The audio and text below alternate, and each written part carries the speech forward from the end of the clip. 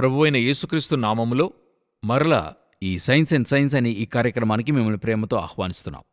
ఈ యొక్క ప్రోగ్రాం ద్వారా మీ ముందుకు రావడంలో విజ్ఞానపూరితమైన అనేక ప్రశ్నలు ఈరోజు తలెత్తుతూ ఉన్నాయి.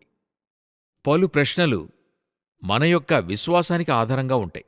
కొన్ని ప్రశ్నలు విశ్వాసానికి భిన్నంగా ఉంటాయి.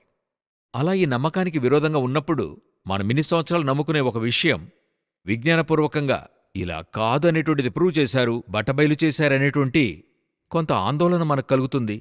కొంతమంది ఆ నమ్మకాన్ని దాంతో వదిలిపెట్టి ఇంతవరకు ఇది నమ్మాను అని చెప్పి అది వదిలి వెనుకంజ వేయడానికి ఆస్కారం ఉంది.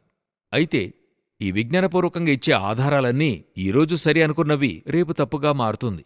నేను ఈరోజు తప్పు అని చెప్పేది రేపు సరిగ్గా మారుతుంది. దీనికి పలు ఉదాహరణలు మీరు చూసి ఉండొచ్చు. అదేవిధంగా దేవుడు సంబంధించిన విషయాలు అధికంగా విజ్ఞానపూర్వకంగా ఆలోచించబడుతుంది, వడగట్టబడుతుంది. చివరికి ఈ విజ్ఞానపూర్వకంగా అంగీకరించకపోతే అజ్ఞానులు విజ్ఞానులు అనే ఈ చీలిక ఏర్పడుతూ ఉంటుంది. మన యొక్క ఉద్దేశమేంటంటే, ఇంతకుముందే మీతో అనేకసార్లు చెప్పాను, ఈ కార్యక్రమం ద్వారా ఈ వేదవాక్యాన్ని కాపాడటమో లేక మత సంబంధమైన ఉద్దేశాలకు అడ్డుకట్టడం మన యొక్క పని కాదు. ఇది ఒక విజ్ఞానుసారమైన లోకం. ఈ విజ్ఞానపూరితమైన ఆలోచనలు గలవారికి మన వల్లనైనా వేదము మనకి తెలిపే ఉద్దేశాలు మరి విజ్ఞానపూరితమైన వివరణ ఇవ్వాలనేదే మన యొక్క ఆలోచన. మనతో కూడా బ్రదర్ రూబెన్ ఉన్నారు. ఈరోజు వేరొక ప్రశ్నతో ఆయనను సంధించబోతున్నాం. వందనాలు బ్రదర్, మీరు కలుసుకోవడం ఎంతో సంతోషం. అనేకులకు ఈ కార్యక్రమం ప్రయోజనకరంగా ఉందని నమ్ముతున్నాం. ఈరోజు మనం ఒక ప్రశ్నతో ఆరంభించబోతున్నాం. అంటే ఈరోజు అందరూ దేవుని గూర్చి అడగటమే. గతవారం దేవుని గూర్చిన కొన్ని విషయాలను పంచుకున్నారు.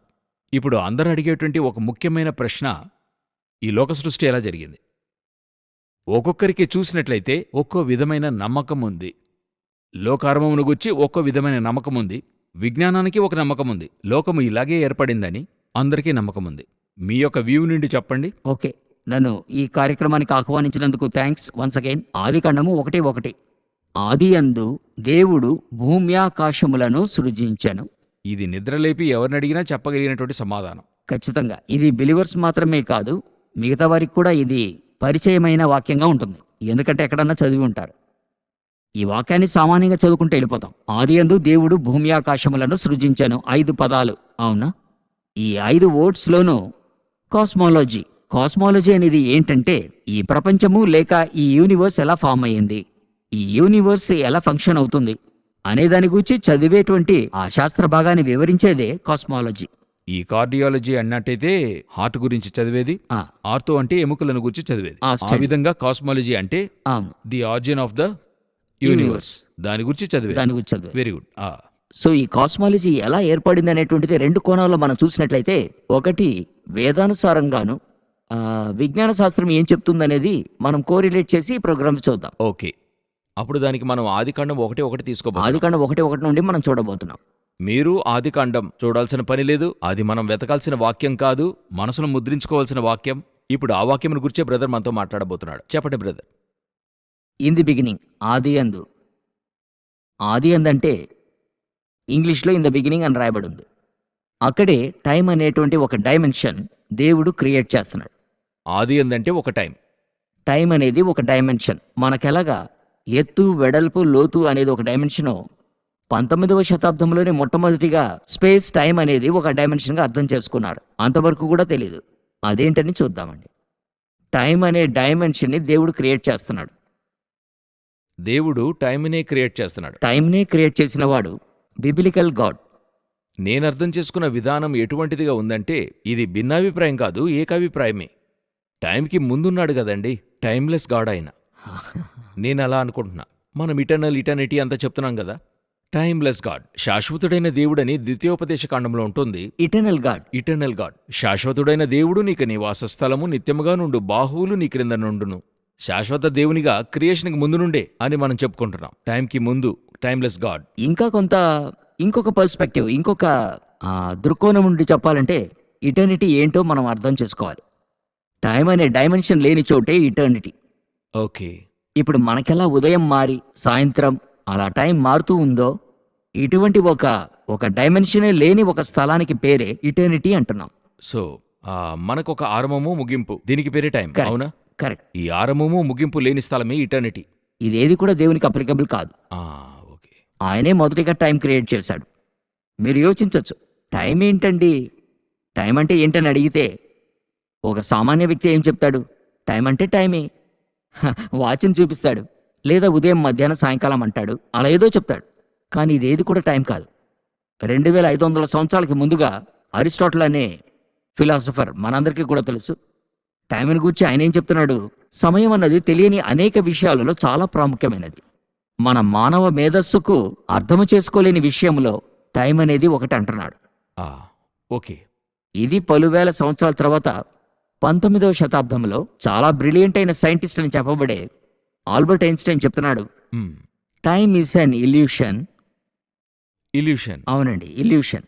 టైం అంటే ఏంటో అర్థం చేసుకోలేని ఒక విషయాన్ని, అది టైమ్ ఈస్ అన్ ఇల్యూషన్ అనేటువంటిదిగా అతని థియరీ ఆఫ్ రిలేటివిటీ చెప్తుంది. ఓకే. మీకొక సెకండును, నాకొక సెకండును ఒకే విధంగా ఉంటుంది. స్పీడ్ ఆఫ్ లైట్లో వెళ్ళేప్పుడు ఆ 1 సెకండ్ యొక్క డ్యూరేషన్ మారుతుందనేటువంటిది టైం డైలేషన్ అనే ఒక థియరీని చెప్తున్నాడు. ఓకే. ఈ వాక్యము, మొదటి వాక్యం ఏం చెప్తుందంటే, మొదటి వచనము, ఆది అందు ఫస్ట్ దేవుడు టైంని క్రియేట్ చేస్తున్నాడు.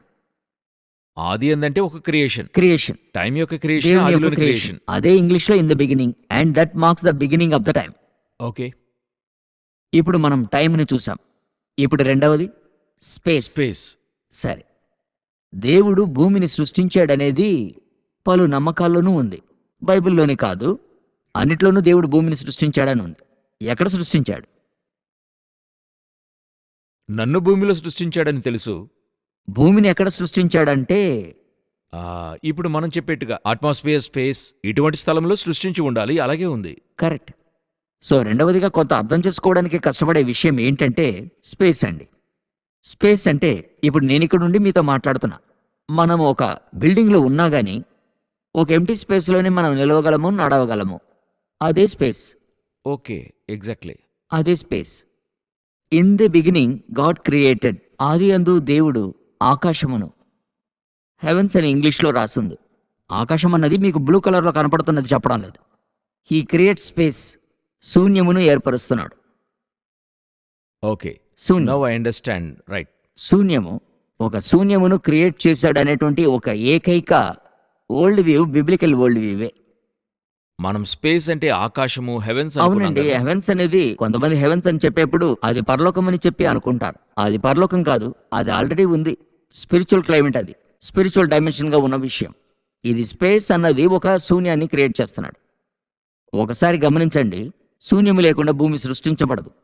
ఇప్పుడు అదే నాకు అర్థమైందని చెప్పడానికి కారణం, ఎందుకంటే ఇప్పుడు నేనొచ్చి ఏదో ఒక పప్పునో బియ్యాన్నో డబ్బాలో వేయాలంటే మొదటిగా కంటైనర్ కావాలి, డబ్బా ఖాళీ ప్లేస్ కావాలి. కరెక్ట్. అదుంటేనే ఇది అందులో వేయగలను. కరెక్ట్. సో ఇది వేయడానికి మొదటిగా డబ్బాను తయారు చేస్తున్నా. Open space. కరెక్టేనా? అదే బిగినింగ్ ఆఫ్ స్పేస్. ఓకే. ఇదే బిగినింగ్ ఆఫ్ స్పేస్. మీరు యోచించి చూడండి, ఈ రోజే స్పేస్ అనేటువంటిది, స్పేస్ అనేది ఒక ఎంటీ కాదు, అది సంథింగ్ అనేది 19th సెంచరీలో అర్థం చేసుకున్నారు. దీనికి ఒక ఇంట్రెస్టింగ్ అయిన స్టోరీ ఉంది. Newtonian physics. ఫిజిక్స్ని న్యూటోనియన్ ఫిజిక్స్ అంటారు, ఎందుకంటే ఆయన అంత కనిపెట్టాడు ఫిజిక్స్లో. ఆయన ఏం చేశాడు? గ్రావిటేషన్ ఫోర్స్ గురించి బాగా అర్థమైంది ఆయనకి. ఈక్వేషనే క్రియేట్ చేశాడు. అంతటి జ్ఞాని అతడు. కనిపెడుతున్నాడు. గ్రావిటేషన్ ఫోర్స్ అనేది గురుత్వాకర్షణ శక్తి అంటుంటాం, గ్రావిటేషన్ ఫోర్స్. అయితే న్యూటన్ యొక్క గ్రావిటేషన్ ఫోర్స్ ఈక్వేషనే క్రియేట్ చేసిన ఎందువల్ల గ్రావిటీ ఉందనేది ఆయన చెప్పలేకపోయాడు. Okay. Why there is a gravity అనేటువంటి క్వశ్చన్కి ఆన్సరే కనిపెట్టలేకపోయాడు చనిపోయే వరకు. అప్పుడు మాత్రమే కాదు, దాని తర్వాత 300 సంవత్సరాలు ఎవరు కనిపెట్టలేకపోయారు. ఇప్పుడే 19వ శతాబ్దపు ఎంతో ప్రవీణుడైన సైంటిస్ట్ అంటున్న ఐన్స్టీన్ అనేవాడు, అతను ఎలాగా దాన్ని చెప్పాడంటే, గ్రావిటేషన్ ఫోర్స్, ఈ స్పేస్ అని చెప్పాను కదా, ఈ స్పేస్ని ఒక క్లాత్ లాగా ఇమాజిన్ చేశాడు.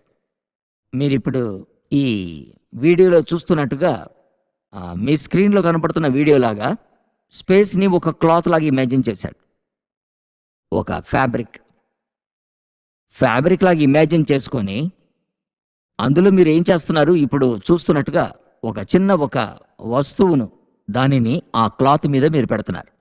ఆ ఫ్యాబ్రిక్ మీద మీరు పెట్టిన వెంటనే అది బెండ్ అవుతుంది. ఒక వస్త్రం మీద ఒక వస్తువుని మీరు పెట్టారంటే ఆ వస్త్రం ఏదో బెండ్ అవుతుంది. పెద్ద వస్తువు పెడితే అధికంగా బెండ్ అవుతుంది, తక్కువ బరువు అయితే తక్కువగా బెండ్ అవుతుంది. ఇప్పుడు మీరు తెర మీద చూస్తున్నట్టుగా సూర్యుడు అన్నది ఒక పెద్ద ఆబ్జెక్ట్, పెద్ద మ్యాటర్. అది అధికమైన స్పేస్ని బెండ్ చేస్తుంది. ఈ స్పేస్ బెండ్ కావడం వల్ల గ్రావిటీ అనేది ఉంటుంది అనే ఒక థియరీని ప్రపోజ్ చేస్తున్నాడు ఐన్స్టైన్ చేస్తున్నాడు. ఐన్స్టైన్ చేస్తున్నాడు. స్పేస్ ఎలా బెండ్ అవుతుంది మనం ఊహించగలుగుతున్నామా? ఇప్పుడు నా ఊహకు ఒక పాత్ర మన చేతిలో ఉండి కొంత ఆహారం అందులో వేసినట్లయితే అది పేపర్ ప్లేట్ అయితే కొంత వంగుతుంది, అందులో ఆహారం వేసిన తర్వాత కొంత దిగుతుంది. దిగుతుంది. నా వల్ల ఇంతవరకు ఊహించగలను. స్పేస్ అన్నది చాలా పెద్దది. మన కంటికి తెలియని విషయం. అవును. ఇది ఎందువల్ల అన్నది ఈనాటి వరకు తెలియదు. అది ఎలా వంగుతుంది? మ్మ్.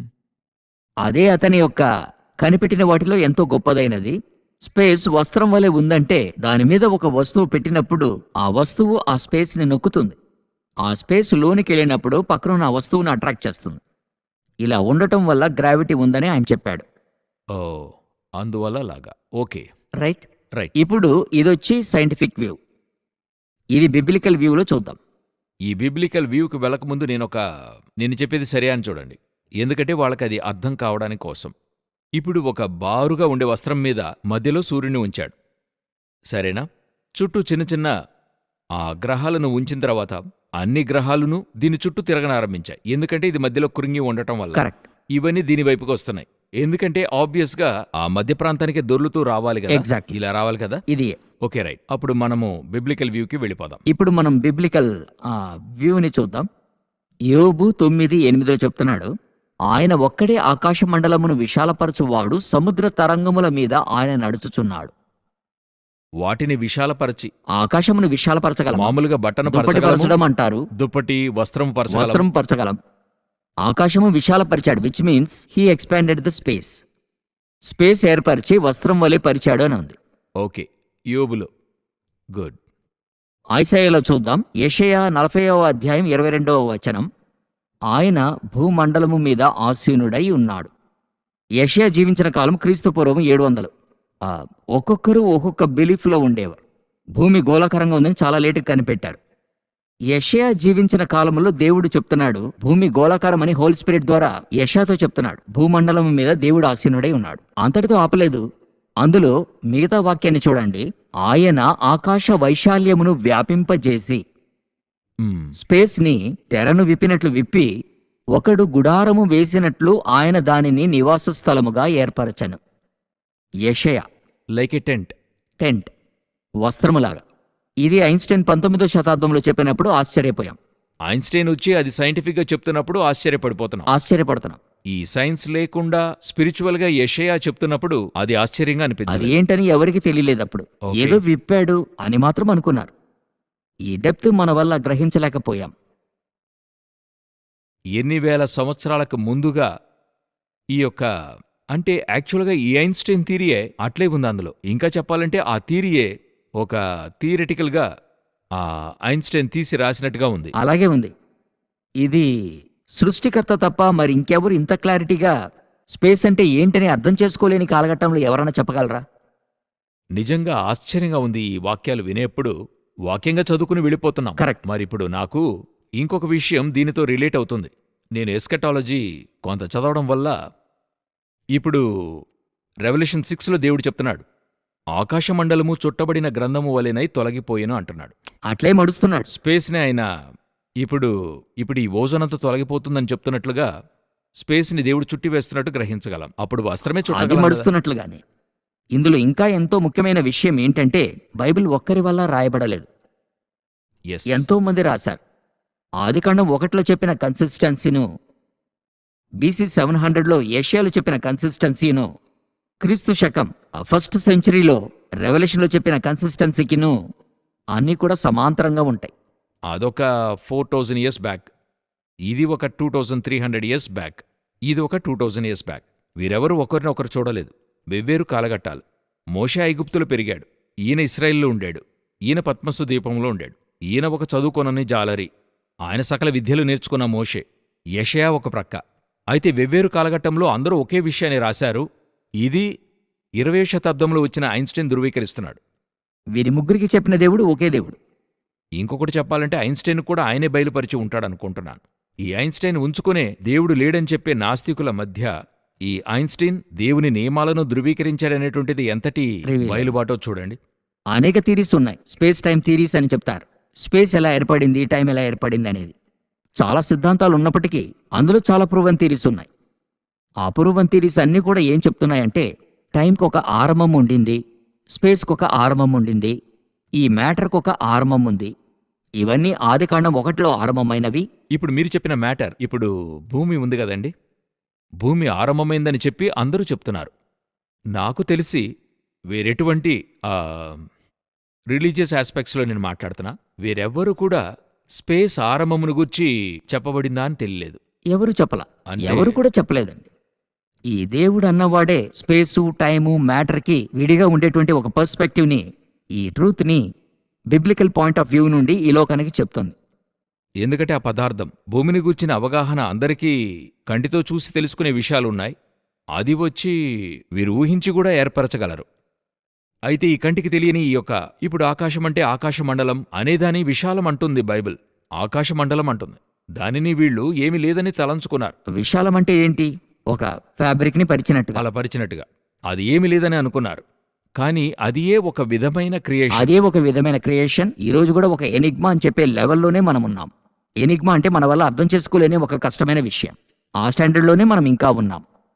స్పేస్ ఎలా వంగగలదని దీనికంటే మనం అర్థం చేసుకోవచ్చా? ఇప్పుడు నేను చిన్న ఉదాహరణ చెప్తా. ఇప్పుడు మీరు చెన్నై నుండి బయలుదేరి కావలి వెళ్తున్నారు. ఉదయం 6 గంటలకు బయలుదేరి 10 గంటలకు అక్కడ చేరుతున్నారు. కార్లో వెళ్తున్నాం. కారులో వెళ్తున్నారు. దేని మీద వెళ్తున్నారు? సీటు మీద వెళ్తున్నామా? సారీ, చెప్పండి. భూమి మీద వెళ్తున్నారు. అవును. కారులో రోడ్డు మీద, In fact. భూమి మీద వెళ్తున్నారు. దీన్ని మనం ఐన్స్టైన్ పర్స్పెక్టివ్లో అర్థం చేసుకోవాలంటే స్పేస్ టైం అనే ఫీల్డ్ లోపల పాయింట్ ఏ నుండి పాయింట్ బికి మీరు ట్రావెల్ అవుతున్నారు. మీరు ట్రావెల్ చేస్తున్నప్పుడు స్పేస్ అనే ఫీల్డ్లోకి వెళ్తున్నారు. టైం అన్నది పరిగెడుతూ ఉంటుంది. ఉదయం 6 గంటలకు బయలుదేరి 10 గంటలకు చేరుతున్నారు. Then time is ticking every second. ఆయన థియరీ ప్రకారంగా స్పేస్ టైం లోపల మీరు ట్రావెల్ చేస్తున్నారు. ఇదే ఆదికాండం 1:1 తెలుపుతుంది. సో మ్యాటర్ లేకుండా ఒట్టి ఖాళీ స్థలానికి పేరు స్పేస్. స్పేస్ మన ప్రజల యొక్క గ్రహింపు ఏంటంటే స్పేస్ అంటేనే ఆయన Space కి స్పేస్కి వెళ్ళాడు, వెళ్ళడం. స్పేస్ స్టేషన్కి వెళ్ళాడు, స్పేస్ షటిల్ అన్ని పైనే ఆలోచిస్తున్నారు. నాకు ముందట ఒక స్పేస్ ఉంది, నా వెనుక ఒక స్పేస్ ఉంది, నా సైడ్లో ఒక స్పేస్ ఉంది, ఇవన్నీ ఖాళీ. మన స్పేస్లో ఒక భాగంలో కూర్చున్నాం. కూర్చున్నాం ఒక స్పేస్ లో. ఇది కరెక్ట్. ఈ టోటల్ యూనివర్స్ లో భూమి ఒక స్పేస్ లో ఉంది, మనం దాని మీద స్పేస్ లో మార్స్ ఒక స్పేస్లో ఉంది. ఎస్. కరెక్ట్. ఈ అవగాహన వారికి స్పష్టమై ఉంటుంది. Correct. Very good. నమ్ముతున్నాను. అవును. సో ఇప్పుడు మనం వెళ్తున్నాం ఆ స్పేస్ లో. స్పేస్లో వెళ్తున్నప్పుడు టైం కూడా మీతో పాటు వెళుతుంది. ఎస్. ఇదే స్పేస్ టైం అనే 4th డైమెన్షన్. ఎలాగా హైట్, విత్, లెంత్ ఇవన్నీ 3 డైమెన్షన్స్, దీని యొక్క 4వ డైమెన్షనే స్పేస్ టైం. ఓకే. ఇదే 19వ శతాబ్దంలో 4వ డైమెన్షన్గా సైంటిస్ట్ చెప్పాడు. ఇన్ ద బిగినింగ్ ఈ స్పేస్, టైమ్ అండ్ మ్యాటర్, ఇవి 3 కూడా సృష్టిలో ఆవృతమైన విషయమే గాని సృష్టికి అవతల ఉండే విషయాలు కావు. అప్పుడు ఈ సృష్టిలో ఒక భాగముగా ఉంటే, గత ఎపిసోడ్లో ఒక ప్రశ్నకు జవాబు చూడొచ్చు. సృష్టికర్త ఒకరు ఖచ్చితంగా ఉన్నారు. So there must be a God. ఆయన క్రియేట్ చేసిన ఈ క్రియేషన్ యొక్క ఆరంభమే బైబిల్ యొక్క మొదటి వాక్యంగా ఉంది. మొదటి వాక్యము ఇది 1000 సంవత్సరాలుగా రీసెర్చ్ చేసి కనిపెట్టింది 5 పదాలు, 5 వర్డ్స్తో దేవుడు ముగించాడు. 4000 సంవత్సరాలకు ముందు చెప్పి ముగించాడు. నేనెప్పుడు ఏం ఆలోచిస్తానంటే, దేవుడు చెప్పిన ఆ విజ్ఞానమును వాటిని నేను అర్థం చేసుకోవడానికి 4000 సంవత్సరాలు అవుతుంది. అయినందుకు సమస్య లేదు. అది అంగీకరించవచ్చు. అంగీకరించి ఆయనే లేడని చెప్తున్నాం కదా ఆ విజ్ఞానంతో. ఈ రోజు ఉన్నటువంటి యంగ్స్టర్స్, యవనస్తులు, మీకు మేము దీని ద్వారా మీ కొరకే ఎస్పెషల్లీ ఈ ప్రోగ్రాం చేయాలని మేము ఆశిస్తున్నాం. ఎందుకంటే మీరు చదువుతున్న చదువు, మీకు చెప్పివ్వబడుతున్న పాఠాలన్నీ కూడా పలు విధాల్లో అగెన్స్ట్ క్రియేషన్, అగెన్స్ట్ క్రియేటర్. వేదవాక్యమునకు, దేవునికి, ఈ దేవుడనే మాటను నేనే పదమైనా యూజ్ చేయడానికి తయారుగా ఉన్నా. దేవుడు, దైవడు ఏదైనా పెట్టుకోండి, ఒక్కడే. ఆ ఒక్కనికి విరోధముగానైనా, ఆయన సృష్టికి విరోధముగానైనా పలు విధాలుగా ఇది ఉపయోగించబడుతుంది. అలా చేయకూడదు. సరైన బదులు మీకు చెప్పడానికి కొరకే సహోదరుని పిలిచి కూర్చోపెట్టి మీకిది చెప్తూ ఉన్నాం. మీరు ఆరంభంలో ఈ బిగినింగ్ గురించి ఏదో చెప్పమన్నారు, మీరు జ్ఞాపకం చేయమన్నారు. అదేంటి? అదేంటంటే అనేకుల వారి వ్యూస్, మతములని చెప్పుకోవచ్చు. అనేక మతాలు క్రియేషన్ గురించి చెప్తున్నాయి. ఇవన్నీ కూడా స్పిరిచువల్ టెక్స్ట్ చెప్పే అన్ని క్రియేషన్ను చేర్చే ఒక మెసేజ్, అమౌంట్ ఆఫ్ మెసేజ్ ఉంటుంది. ఒక కంటెంట్ ఉంటుంది. వీటన్నిటికంటే బిబ్లికల్ వరల్డ్ వ్యూ 10 రెట్లు అధికంగా క్రియేషన్ని చెప్తుంది. ఓకే. ఎక్సలెంట్. ఇది ఎంతో సంతోషంగా ఉంది, ఆశ్చర్యంగా ఉంది. అంటే లోకంలో ఉండేటువంటి సివిలైజేషన్ యొక్క ఆరంభం వచ్చి సుమేరియన్ సివిలైజేషన్. ఆ సుమేరియన్ సివిలైజేషన్కి ముందు ఉన్న కాలము నుండి ఇప్పుడున్నటువంటి జావోయిజం, టావోయిజం, ఇన్ని ఇజంలు ఉన్నా ఎన్ని గానీ ఇసములు ఉన్నా అన్ని ఇజంలు క్రియేషన్ గురించి మాట్లాడేదానికంటే 10% అధికంగా 10 రెట్లు 1000% 1000%. ఓకే, అది 10 టైమ్స్ అధికముగా వేదవాక్యం చెప్తోంది. Correct. What a book you have. మనము యాక్చువల్గా బైబిల్ సాధారణం అనుకుంటున్నాం. ఒక మ్యాథమెటిక్స్ బుక్ ఆ విధంగా ఇది అంత కాంప్లెక్స్ అనే విషయం అని ఆలోచించా. అయితే 2013లో హోలీ స్పిరిట్ చెప్పనారంభించి తర్వాత అనేక విషయాలు చదువుతున్నప్పుడు హోలీ స్పిరిట్ ఇచ్చిన ఇన్స్పిరేషన్తో చూసినప్పుడు ఇవన్నీ ఫ్రాగ్మెంట్. మన సైంటిఫిక్ డిస్కవరీస్ అన్ని ఫ్రాగ్మెంట్. బైబిల్ అనేది వీటన్నిటిని మించిన ఒక విషయం. ఇది మన బిలీవర్స్ ఫస్ట్ అర్థం చేసుకోవాలి. ఇప్పుడు ఇన్ని విషయాలు మాట్లాడాం. ఆ ఒక వాక్యం నుండి ఒక వాక్యం నుండి మాట్లాడుతున్నాం, ఇంకా మనం లోనికే వెళ్ళలేదు. ఇన్ ద బిగినింగే మనం కూడా ఇన్ ద బిగినింగ్లోనే ఉన్నాం. ఈ బిగినింగ్లోనే ఇదే దేవుడు లేడనే సిద్ధాంతాలు ఉన్నాయి కదా, ఏతిసం అని చెప్తారు కదా. అది దేవుడు లేడని చెప్పేవారు అని అంటాం, అదే ఏతిసంని. అప్పుడు ఈ ఒక వాక్యాన్ని పెట్టుకుని దైవ నమ్మకమును గుచ్చిన అనేక విషయాలు చెప్పుకున్నాం. అది విజ్ఞానపూర్వకంగా. ఇప్పుడు ఇటువంటివి మరి దీన్ని ఏతిసం అనొచ్చు, సైంటిఫిక్ మెటీరియలిజం అనొచ్చు, లేక ఒట్టి మెటీరియలిజం అనొచ్చు. ఇవన్నీ ఎందుకు చెప్తున్నారన్నందుకు కొన్ని కారణాలు ఉన్నాయి. అది ఏంటనేది ఇంకో రోజు చూద్దాం. ఇప్పుడు ఏతిసం సైంటిఫికా అనే క్వశ్చన్ వస్తుంది. ఎందుకంటే సైన్సే ఏతిజంని ప్రమోట్ చేస్తుంది అనేటువంటి ఒక వ్యూ పాయింట్ ఉంది. యాక్చువల్గా తప్పు. ఎందుకంటే atheism is also a belief system. అందువల్ల అది ఇజం అంటున్నారు. ఇజం అంటే ఏంటి? మార్క్సిజం, సెక్యులరిజం, క్యాపిటలిజం ఇవన్నీ ఒక ఐడియాలజీ. టీయిజం అనేది ఐడియాలజీ అంటే ఫెయిత్ అని మనం చెప్తున్నాం. ఫెయిత్ అనేది నమ్మకము సంబంధించిన విషయం. ఏతిజం కూడా నమ్మకము సంబంధిత విషయమే. ఓకే, ఇప్పుడు దేవుడు ఉన్నాడని మనం నమ్ముతున్నాం, దేవుడు లేడని వాళ్ళు నమ్ముతున్నారు. ఇది సైన్స్ కాదు, అదొక ఐడియాలజీ. అది ఒక ఐడియాలజీ, విజ్ఞానపూరితమైనది కాదు. కానీ విజ్ఞానాన్ని సపోర్ట్ పెట్టుకుంటున్నాం, అందువల్ల విజ్ఞానపూరితమైన ఇజంగా కనపడుతుంది, తెలుస్తుంది. బింబం అవునా, అలా ప్రొజెక్ట్ అవుతుంది. ఇప్పుడు మీరు చెప్పిన దాంట్లోంచి చెప్తున్నా. ఆకాశం సూర్యుని యొక్క వెలుతురుని బట్టి కొన్నిసార్లు ఎర్రగా కనపడుతుంటది, కొన్నిసార్లు బ్లూగా కనపడుతుంది. కానీ ఆకాశం కలర్ అది కాదు. ఈ సూర్యుని యొక్క వెలుతురుని బట్టి అలా తెలుస్తుంది, ఒక బింబం. అలాగే వీళ్ళు కూడా సైన్స్ని పెట్టుకుని ఏతిసం అనే ఒక నమ్మకాన్ని, సైన్స్ని సపోర్ట్ చేసుకుని వాళ్ళు విజ్ఞాన సంబంధిత ఇజంలాగా ఒక విధమైన మతమే అది. అది ఒక నమ్మకమే, అదొక నమ్మకంగా చూపుతున్నారు కదా. కరెక్ట్. చాలా యూస్ఫుల్, వెరీ ఇంట్రెస్టింగ్, వెరీ ఇల్లాబరేట్. మీకు చాలా ఇందులో తెలుసుకుని అర్థం చేసుకుని ఉంటారనుకుంటున్నా. సాధ్యమైనంత వరకు ఇది డైల్యూట్ చేసి మీకు ఈజీగా అర్థం కావడానికే సహోదరుడు మీతో చెప్తున్నాడు. నేను అదే ఇష్టపడుతున్నా. మీకు ఇందులో ఏదన్నా ప్రశ్నలున్నట్టయితే, సందేహములున్నట్టయితే, ఒకవేళ మేము చెప్పినంతలో సరిగ్గా అర్థం కాలేదు, ఇంకా కొంత వివరించమని మీరు కోరినట్లయితే మా యొక్క ఈ స్క్రీన్లో వచ్చేటువంటి ఈ ఈమెయిల్కి మీరు రాయండి. మీరు మీ ప్రశ్నలు రాసి పంపండి. మన సహోదరుడు అందులకైన జవాబును మీకు తర్వాత రానున్న ఎపిసోడ్స్లో దాని గురించి మీతో మాట్లాడతాడు. అయితే మన ఉద్దేశం ఆరంభం నుండే చెప్తున్నా, మన యొక్క వేదవాక్యం 100% ఆధారపూరితమైనవి. మన యొక్క బైబిల్లో తెలియజేయబడినటువంటి ప్రతి సంభవము విజ్ఞానపూరితమైనవే. అది సృష్టించిన ఒకరు ఉన్నారనేటువంటి ఆధారమునే మనం బలపరుస్తూ ఉన్నాం. There is a God. అదే మన ఉద్దేశం. మరలా దేవుని చిత్తమైతే మరొక ఎపిసోడ్లో మిమ్మల్ని కలుసుకుంటాం. Thank you so much brother, మీరొచ్చి మాకు వివరించినందుకు.